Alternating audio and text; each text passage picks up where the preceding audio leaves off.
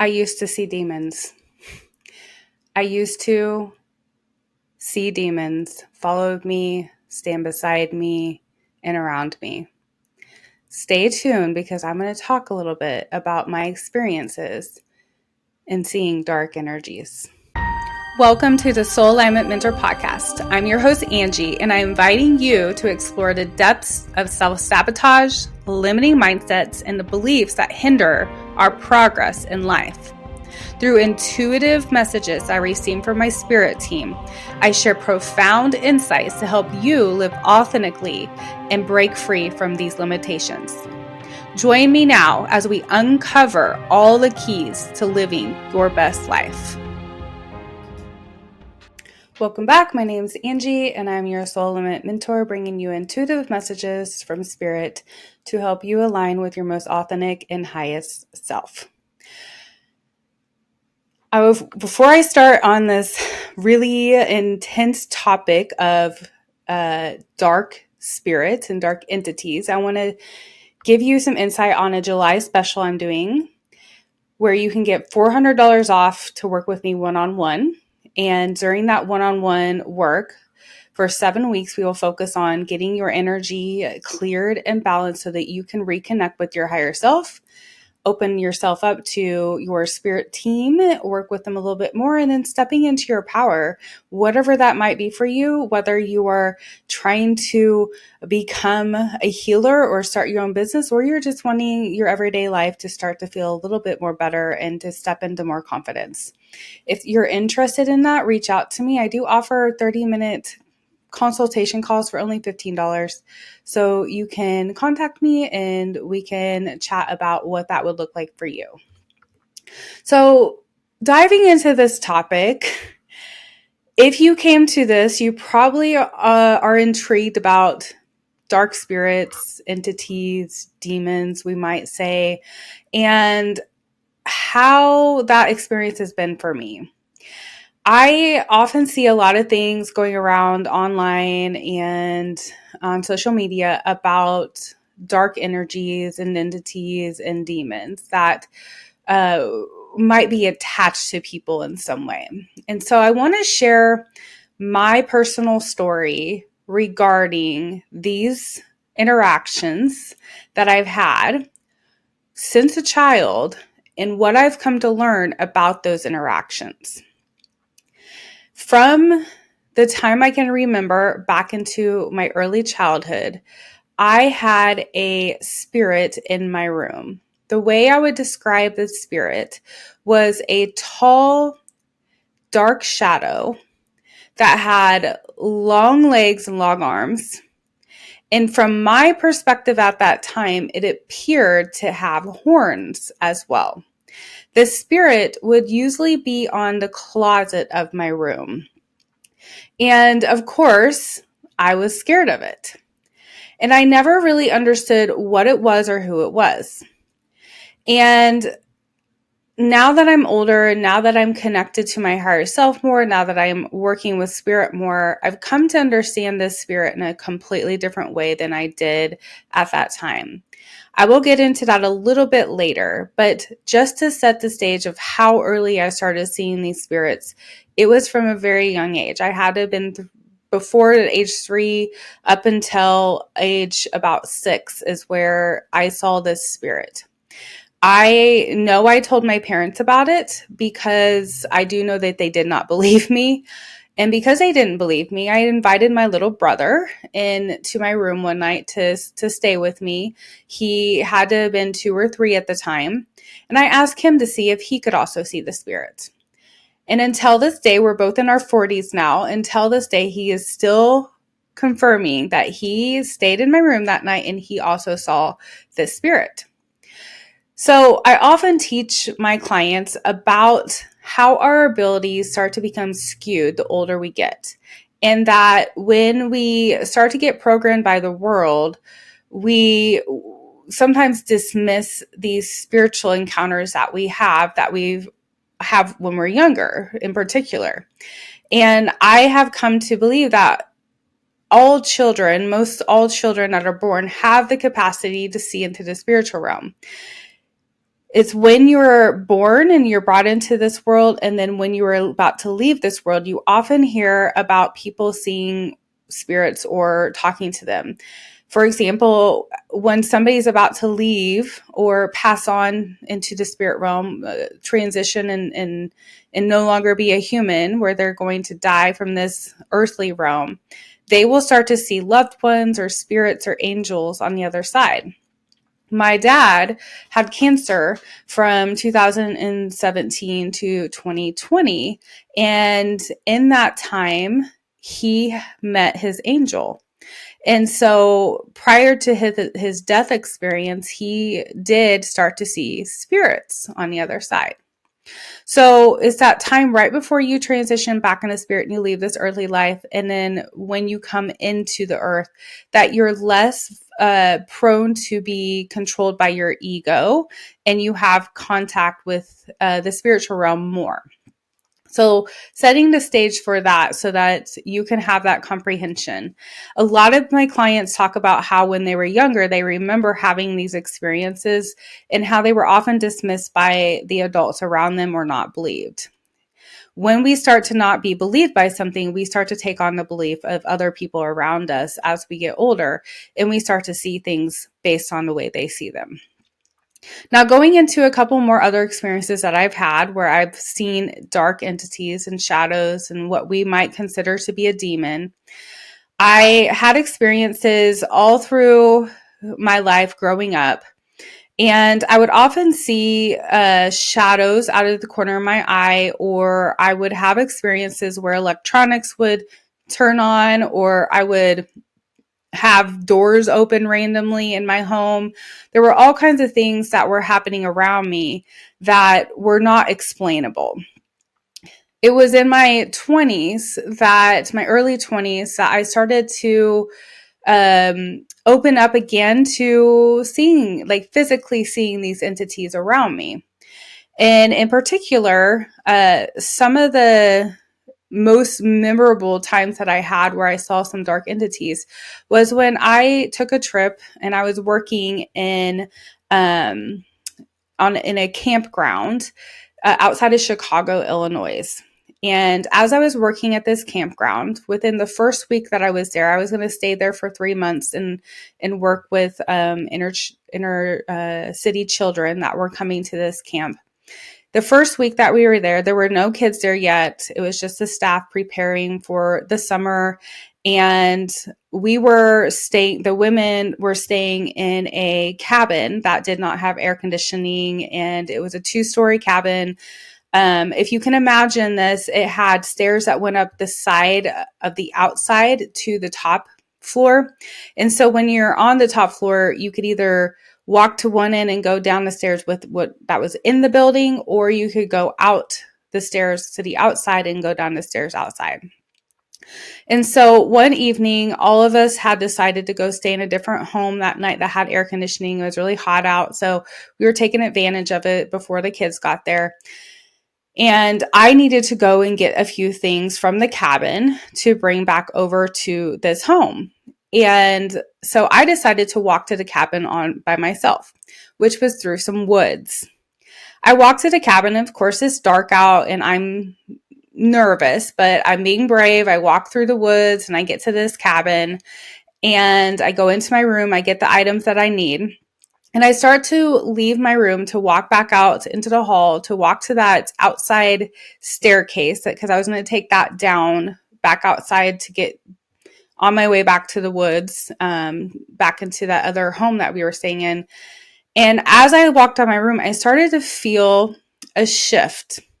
I felt fear come over me.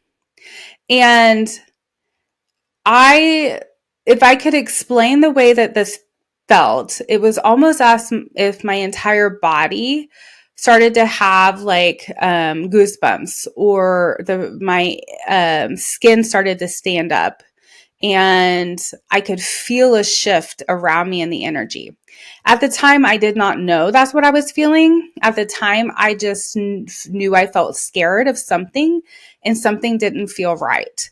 So I put on a brave face and thought, okay, I'm making this up. It's It's all in my head. So I walk out to the staircase, and as I get outside, I start feeling it more.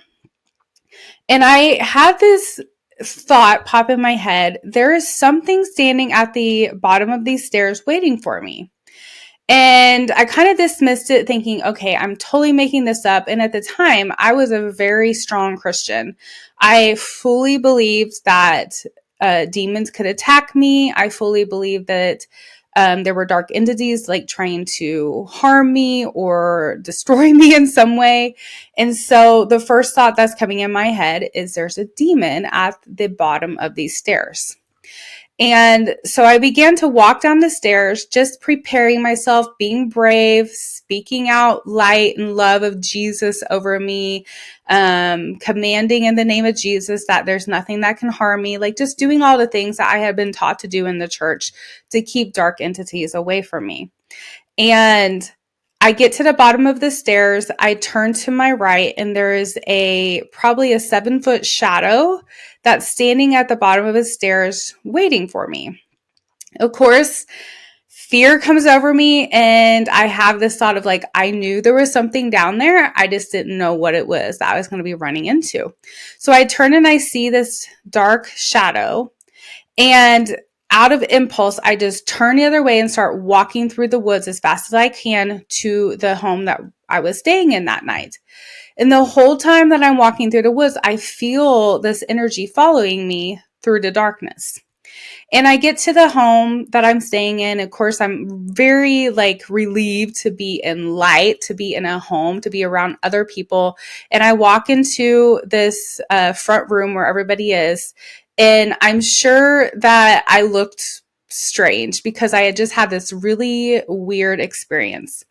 Now, I don't know that I shared that with anybody at that time because that wasn't really something I talked about with other people about experiences I would have where I would see these shadows. But I do know that I shared with somebody because there was another girl that was there with me. We were all in our early 20s, and she reported she was also seeing shadows there. And once that was reported, another woman who was older, maybe in her 50s at the time, older than us, she said to us, well, I've also seen shadows around here as well. So there were 3 of us that came to the conclusion that we were all seeing shadows.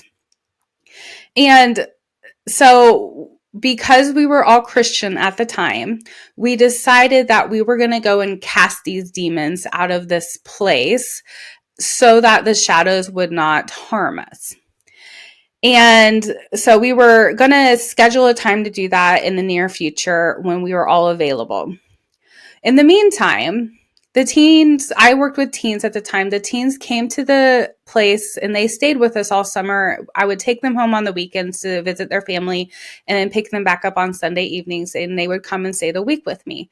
And we shared an open room together with bunk beds all over it. And so it was me and about 12 teenagers all staying in this open room. And I'm sleeping on one side of the room in the middle of one of these nights that they're there. And I wake up and I feel something in the room. And I turn over and I look to the other side of the room, and above one of the girls that was there, she was about 16, I see a dark entity kind of above her. And I start to pray and I start to tell it to go away and to do what I know to do in those situations. And I turn back over and I go back to sleep, believing fully that I had taken care of the situation just by praying. And probably 30 minutes later, this girl comes over and wakes me up.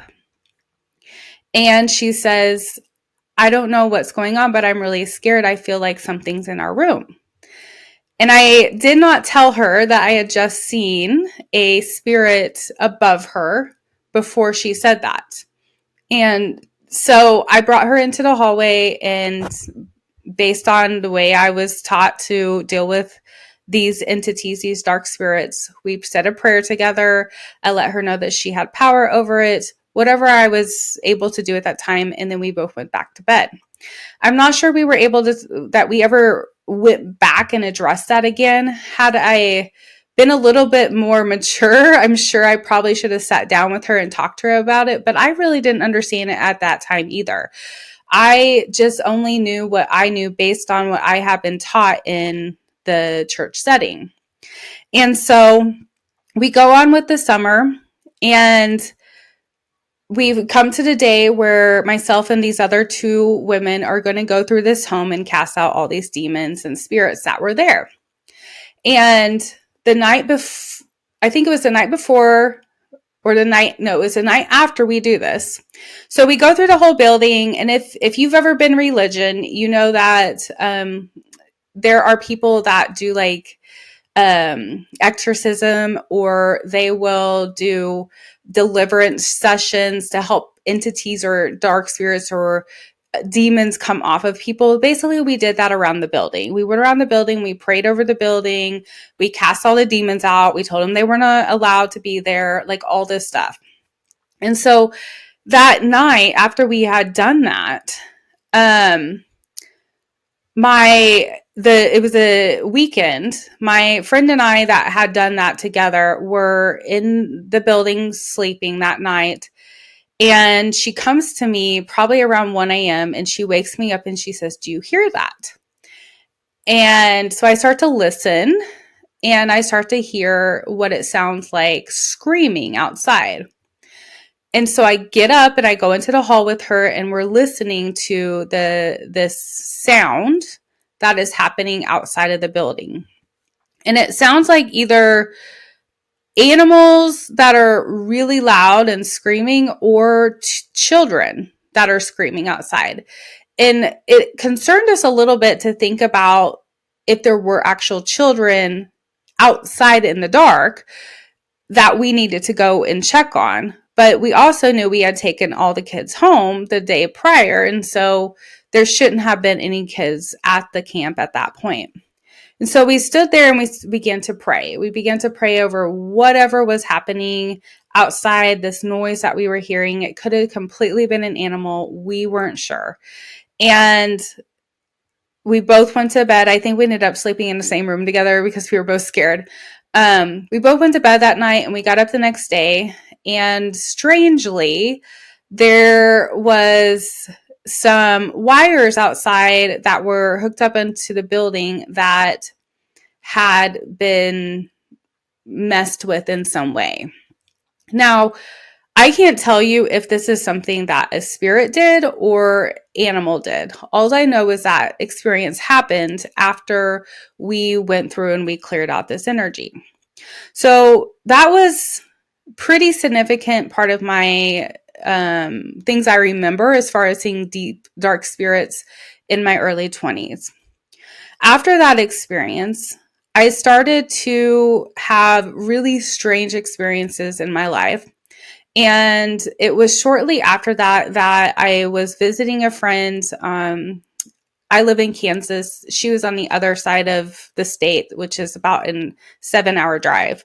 So I had went to go visit this friend. And while I was visiting this friend, I kept feeling as if something was going to happen. I, at the time, was kind of rebelling, I guess you would say, against Christianity. I went in and out of Christianity a lot because I always felt like something was off.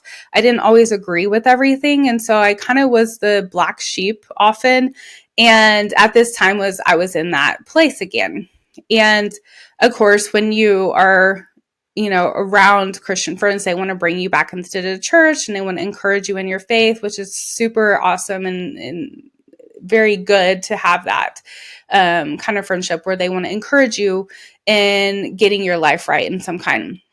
And so that night she was going to be speaking at a church, and I went ahead and I was supposed to go home that day. I didn't want to go and listen to this because of my rebellion at the time. I didn't want anything to do with it. So I packed my bag to leave that morning, and I walked out to my car. And as I'm saying goodbye to my friend, I hear, just in my head, I have this weird thought. And I'm thinking I'm about 25 when this happens. I hear this thought that says, if you leave, your car is going to break down. And I was like, that's really weird. And so I said to my friend, I go, I think my car's going to break down. And of course, she's like, oh no, you'll be fine. So we pray over the car, we pray over me, everything's going to be fine. So I'm thinking, okay, but I still have this feeling inside of me like something is about to happen. And so I get in the car, take off, and 5 minutes later, my car just shuts off. And I'm on the side of the road thinking, I knew this was going to happen. I don't know how I knew it was going to happen, but I knew it was going to happen.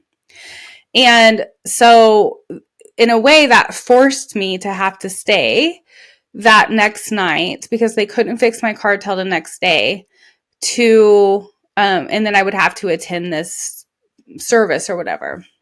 So I go to this service and I have a really strange experience while I'm there. And I, at this point, am trying really hard to not have any of these spiritual connections or experiences. At the time, I did not know I was a psychic. At the time, I did not know I was a medium. At the time, I did not know that those were abilities that we could develop or we could step into. I believe that everybody on earth has the ability to do that. It just is a matter of our frequency and our connection with our higher self and our spirit. And so that night, I had the experience that I still am not sure how to put words to it. Of the only way I could describe it is like a Kundalini experience. I felt lightning. I felt an actual lightning bolt. I don't think there was actual lightning that did this, but I felt what it felt like lightning come down through the top of my head, through the crown of my head, all the way down my body. And it was so impactful to me that I fell to the ground and it scared me. And so I jumped up thinking that somebody had done something to me or something happened to me, and I was really confused. But I felt this energy in me that I had never felt before and wasn't really sure how to handle it. So I go on from that experience, and then I start having visions and I start having dreams. And one of the visions that I had, I wrote in my first book, Leaf Lessons. If you haven't read my first book, Leaf Lessons, I encourage you to get that. But the vision of the leaf is one of the first visions I remember having after this, what you would call a Kundalini experience. And so I have this leaf vision. Then I start having dreams and visions of places around the earth that I did not know existed.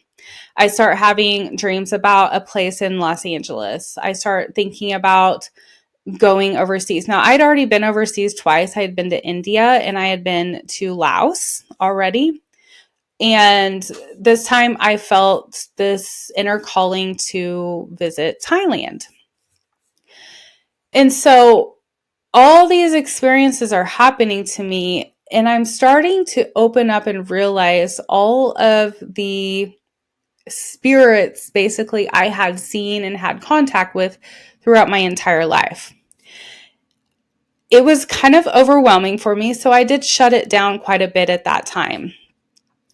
As I was going through these experiences, I started to have times where I would wake up in the middle of the night and a dark entity or a spirit would be standing beside my bed, just standing there looking at me is what it felt like.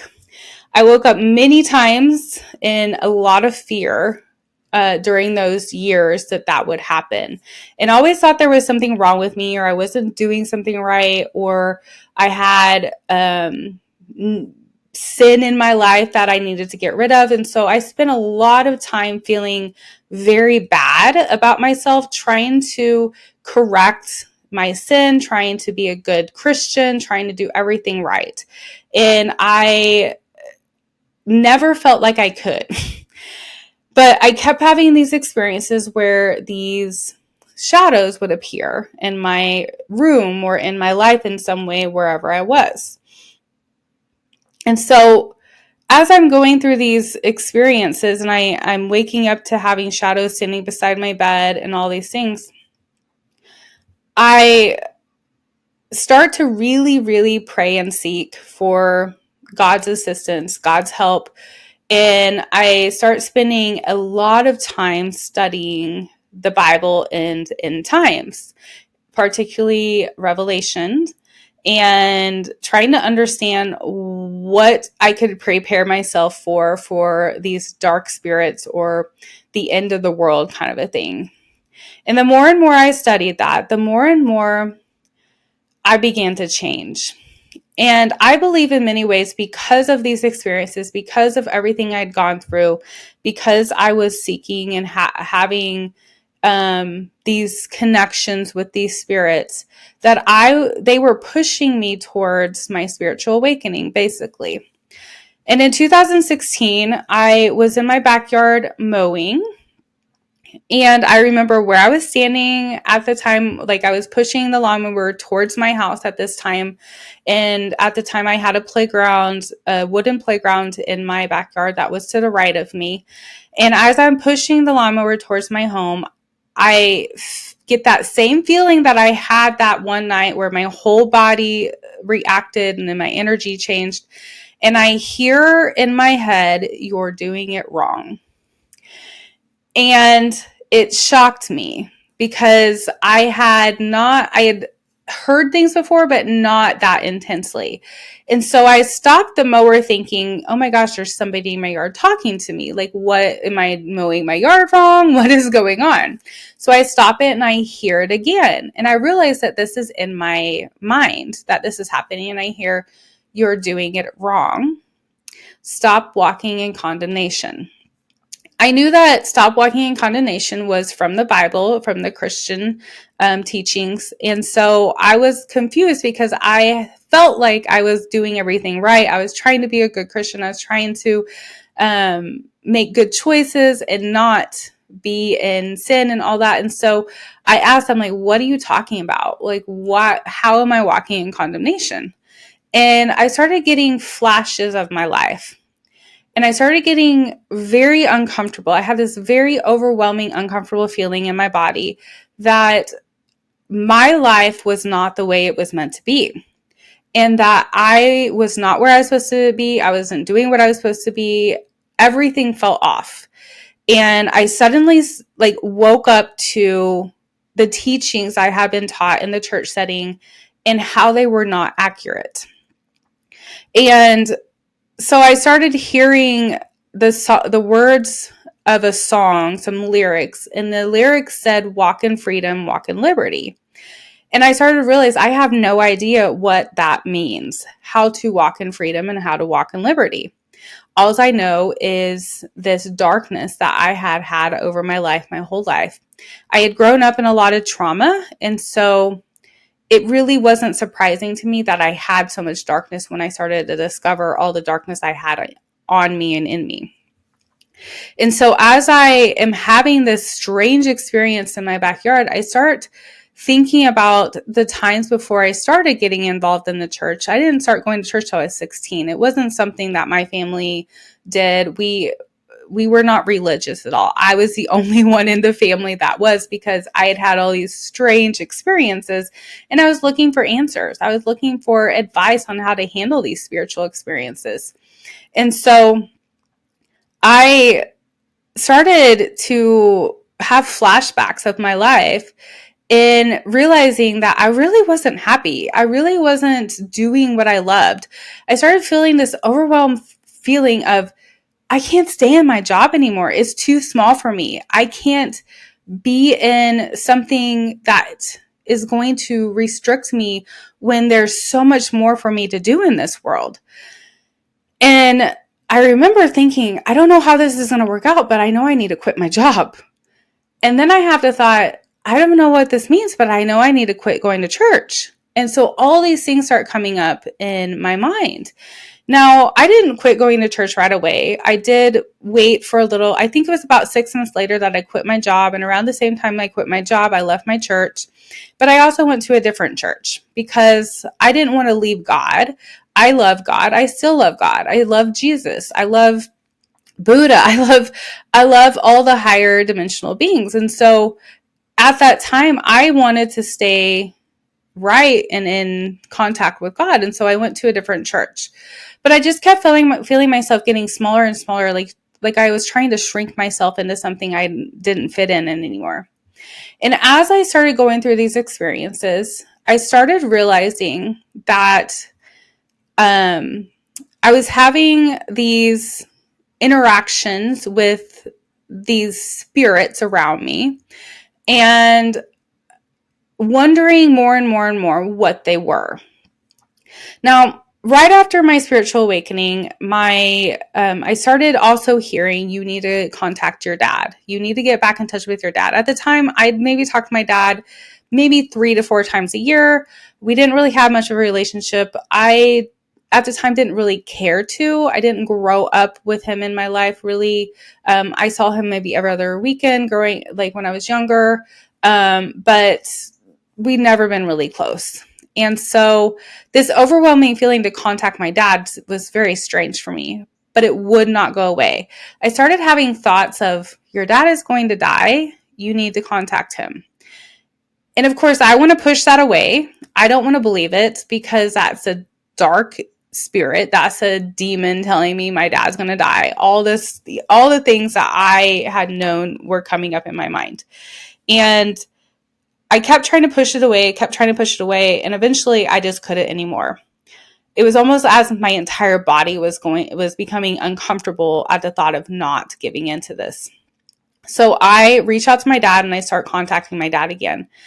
6 months after I do this, he's diagnosed with cancer. And so had I not done that, I would not have been able to be with him through that cancer as he's going through treatment. And in that time, within that first year of his cancer treatment, that is when I believe that he died and came back, because he called me into the hospital and he talked to me about how he saw an angel and how he saw light. So we didn't go into it that much at that time because I still wasn't open to those things. But as things progressed, I kept growing, I kept changing, and we lost him in September 2020. It was after that he started to come back and visit me. He first came to me one day when I was hiking on a trail and talked to me. It was strange for me to believe that my dad could talk to me, but I did believe that it was true. I think because I believed it was true, it opened up the opportunity for more connection with him. He then came to visit me in a dream where I had an out-of-body experience with him, and he shared with me some truths about what it's like on the other side. And then he started working with me in my healing and leading me to people that could help me to heal some of my trauma, some of the dark energy I had in my life, all the things that were going on. And as I started to heal, I started to have more and more of these memories come up where I would see what I thought were demons.